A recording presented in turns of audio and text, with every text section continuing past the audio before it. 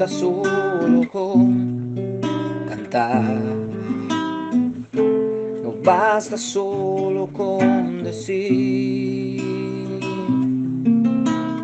no es suficiente solo con querer hacer, es necesario morir.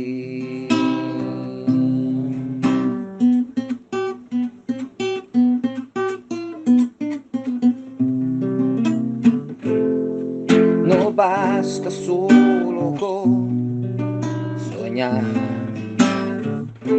no basta solo con pedir, no es suficiente solo con querer tener, es necesario morir. Dame tu vida, esa clase de vida que sabe dar. Dame tu vida, yo quiero vivir solo para ti. Dame tu vida, resucítame en ti. Yo quiero vivir solo para ti. Dame tu vida, esa clase de vida que sabe dar. Dame tu vida, quiero vivir solo para ti. Dame tu vida, resucítame en ti. Yo quiero vivir solo para ti. Yo quiero vivir solo para ti, Señor. Yo quiero vivir solo para ti.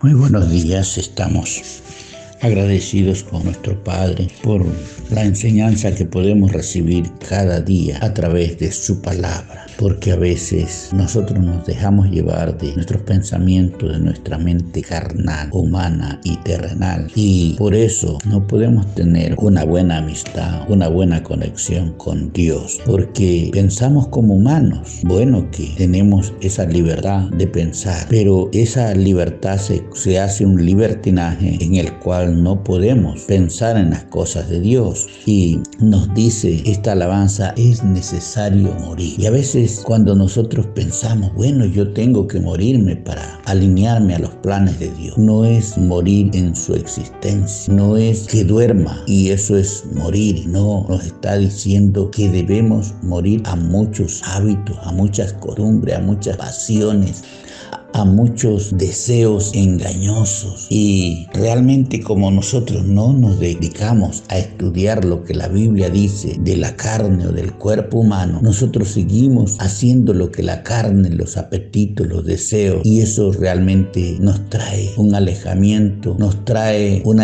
distanciamiento de los planes, del propósito y de Dios.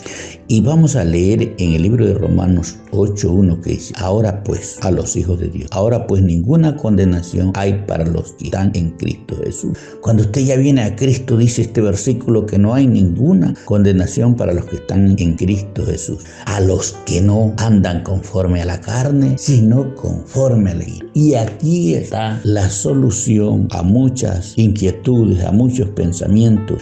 No es que porque estamos en Cristo tenemos que seguir caminando bajo los deseos de la carne, sino conforme a el Espíritu. El cristiano, el que dice que vive, que camina con Jesús, debe andar conforme al Espíritu y no conforme a la carne. Y vamos a ver lo que la carne realmente representa según el libro de Romanos capítulo 8, verso 5. Porque los que son de la carne, vean, los que habitan pensando en la carne y piensan en las cosas de la carne, o sea, el pensar en las cosas de la carne, pero los que son del Espíritu, en las cosas del Espíritu. Entonces hay dos clases de cristianos: uno que anda en la carne y piensa en las cosas de la carne, y el otro que anda en el Espíritu y piensa en las cosas del Espíritu. Verso 6.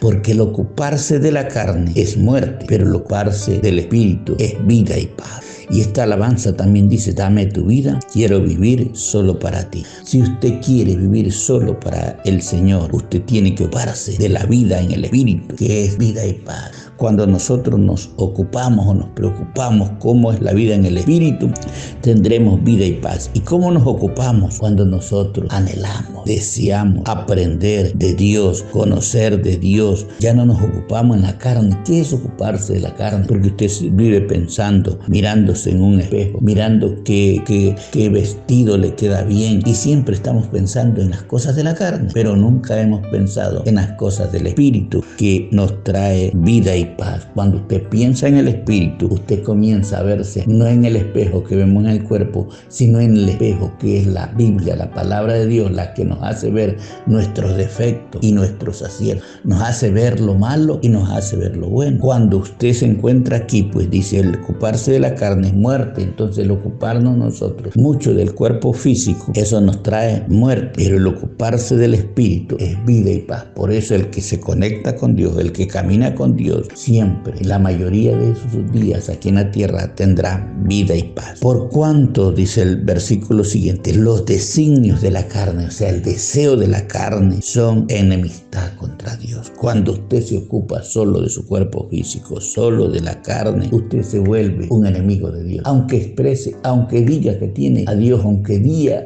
que tiene una religión, aunque diga que tiene una pasión por Dios, usted ha hecho una enemistad con Dios. Por cuanto usted hace lo que la carne dice, se declara enemigo de Dios. Dice: porque no se sujetan a la ley de Dios. Porque para usted sujetarse a la ley de Dios, debe conocerla. Y al no conocerla, usted no puede sujetarse a la ley de Dios, ni tampoco puede. O sea, no se puede sujetarse a la ley de Dios si nosotros andamos en los designios y en los pensamientos solamente de la carne. Esto es tremendo. Por cuanto los designios, o sea, el deseo de la carne, son enemistad. No debemos andar en enemistad con Dios, porque no se sujetan a la ley de Dios ni tampoco la carne. El cuerpo humano siempre ha sido, es y será una oposición para que usted se conecte con Dios. Verso 8. Y los que viven según la carne no pueden agradar. La pregunta es para los hijos de Dios, para los cristianos: ¿usted quiere agradar a Dios o le da lo mismo? Si le da lo mismo, como al mundano, como al que no conoce a Dios, que no le interesa agradarle a Dios, sino agradarse a sí mismo, agradarle a otras personas, agradarle al sistema del mundo, a llevar las pasiones por delante, pero usted no puede agradar a Dios. Y los que viven según la carne no pueden agradar a Dios. Mas vosotros no vivís según la carne. Mas el pueblo de Dios no vive según la carne, sino según el Espíritu. Esta es la gran diferencia. Dame tu vida, quiero vivir solo para ti. Y se puede, sí, los que no vivimos según, que no vivimos solo para agradar la carne, sino según el Espíritu. En otras palabras, cuando la carne domina nuestro sentimiento, domina nuestro ser, nosotros no podemos vivir en el Espíritu, sino según el Espíritu. Y si es que el Espíritu de Dios mora en vosotros, vea, si el Espíritu de Dios mora en vosotros, y si alguno tiene el Espíritu de, y si alguno no tiene el Espíritu de Cristo, no es de él. Hay que ver una diferencia.